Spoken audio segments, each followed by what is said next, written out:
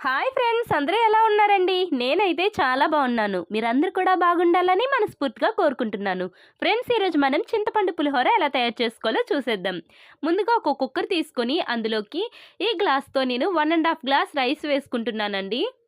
ఇప్పుడు ఈ రైస్ని 2-3 టైమ్స్ వాటర్ పోసుకొని నీట్గా క్లీన్ చేసుకోవాలండి. నేనైతే కడిగేశాను రైస్ని. ఆ తర్వాత అదే గ్లాస్తో ఫుల్‌గా 2 గ్లాసులు వాటర్ పోసుకోవాలండి. ఆ తర్వాత మూడో గ్లాస్‌కి కొంచెం వెలితిగా వేయాలండి వాటరు. ఎందుకంటే రైస్ పొడి పొడిలాడుతూ వస్తుంది ఇలా వేస్తే, తక్కువ వాటర్ ఏస్తే.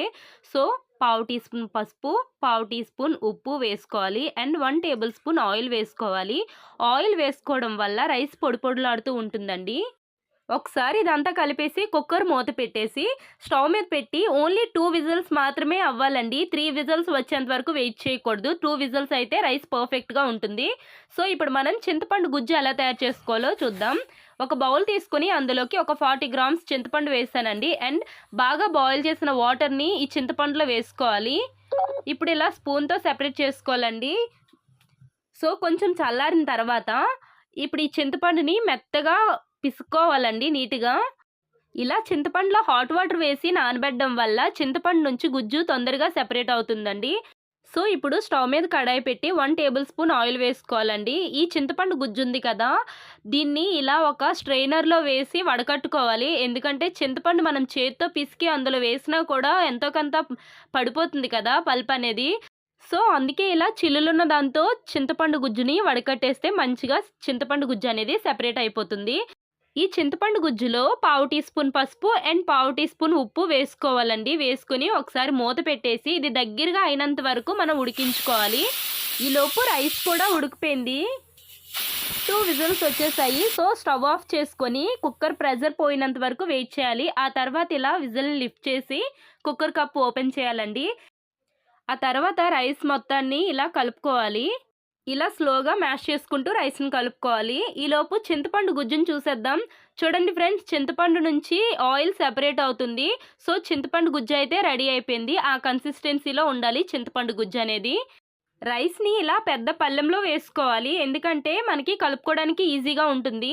సో, ఇప్పుడు మనం తాలింపు రెడీ చేసేద్దాం. స్టవ్ పైన పాన్ పెట్టి ఒక 3-4 టేబుల్ స్పూన్స్ ఆయిల్ వేసుకోవాలి. ఆయిల్ లైట్‌గా హీట్ అయ్యాక పావు కప్పు శనగ పలుకులు, 2 టేబుల్ స్పూన్స్ శనగపప్పు, 2 టేబుల్ స్పూన్స్ మినపగుళ్ళు వేసుకోవాలి. ఇవి లైట్‌గా ఫ్రై అయ్యాక ఇప్పుడు ఇందులోకి 1 టీ స్పూన్ ఆవాలు, 1 టీ స్పూన్ జీలకర్ర వేసుకొని ఒకసారి కలుపుకుంటూ ఫ్రై చేసుకోవాలి. 5 లేదా 6 పచ్చిమిర్చిని ఇలా నిలువుగా కట్ చేసుకోవాలి. అండ్ చిన్న అల్లం ముక్కని ఇలా చిన్న చిన్న ముక్కలుగా కట్ చేసుకొని వేసుకోవాలి. ఇవన్నీ ఒకసారి కలిపేసి ఇప్పుడు ఇందులోకి పావు కప్పు జీడిపప్పు పలుకులు వేసుకోవాలండి. ఇవి కూడా వేసుకొని ఒకసారి మొత్తం కలుపుకుంటూ ఫ్రై చేసుకోవాలి.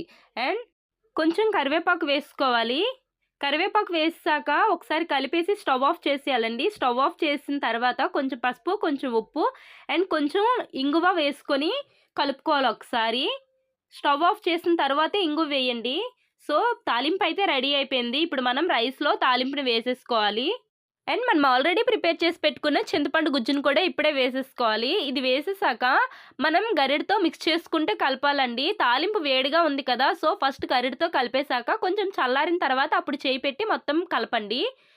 ఆ తర్వాత దీన్ని ఇలా దగ్గరగా చేసుకొని మూత పెట్టి ఒక half an hour to 1 hour పాటు అలా ఉంచేయాలండి.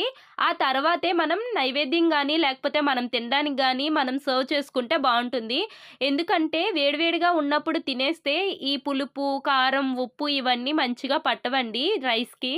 చింతపండు పులిహోర రెడీ. వీడియో నచ్చినట్లయితే please like, share and subscribe. Thank you for watching. Keep watching our videos.